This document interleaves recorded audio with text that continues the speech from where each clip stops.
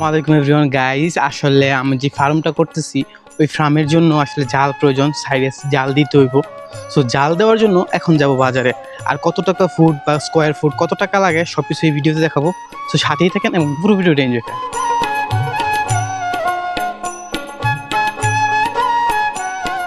আলহামদুলিল্লাহ গাইস, অবশেষে চলে আসছি আসলে দোকানের মাঝে, যেখান থেকে আমরা আসলে জাল কিনে নিব। আমি কালকে আসলে আইসা জালগুলো অর্ডার দিয়ে রেখে গেছিলাম। ওই যে দেখতে পাচ্ছেন সব থেকে বড় যেটা, ওইটা পুরো কয়েলটাই আমার জন্য রাখা আছে, আমি আসলে নিয়ে যাবো। সো এখন দোকানদার আসলে টাকা পয়সা যেগুলো আছে এগুলা দিয়ে ইনশাল্লাহ আমরা বাড়িতে নিয়ে আসবো। সো দেখেন আমার ভাগিনা আসলে জিনিসটা উঠাইতেই পারতেছে না, জালটা এত ভারী। আর ওর এক্সপ্রেশন গুলো একটু খেয়াল করেন, আসলে দেখেন ও কিরকম ভাবে উঠাইতেছে জালটা। যাক, অবশেষে বাড়িতে নিয়ে আসছি জালটা। সো এখন আমি যে জালটা আছে পুরাটা একদম ফিটিং টিটিং করে দিব ঘরের ভিতরে। দেখেন ঘরটা পুরোটা খালি আছে। সো জালটা এখন পুরাটা এই পাশ এবং ওই পাশ দুটো পাশেই হচ্ছে গিয়া জালটা সুন্দরভাবে ফিটিং করতে হইব।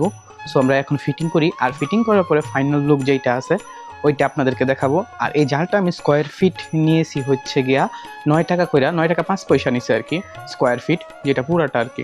আমরা পুরো বান্ডেল ছিলাম, প্রায় 4,000 টাকার মতন লাগছিল, না 3,000 টাকার মতন লাগছিল। 82 ফুট থাকে আর কি। আর দেখেন এটা হচ্ছে পুরাটা লাগানোর পরে আলহামদুলিল্লাহ এক পাশ লাগায় ফেলাইছি। সো অন্য পাশে একটু পরে আমরা নিয়ে যাইতেছি, জিনিসটা দেখাইতেছি আসলে কিভাবে পুরাটা ফিটিং করছি। দেখেন আমরা 5টা বাঁশ দিছি, আসলে বাঁশের যে ফাল্টিগুলো আছে এগুলো নিচে দিয়ে বেশি দিছি, কারণ এইখানে শিয়াল বা অনেক কিছু থাকে। সো এই জন্য তো আজকে এই পর্যন্তই, ভালো থাকবেন, সুস্থ থাকবেন।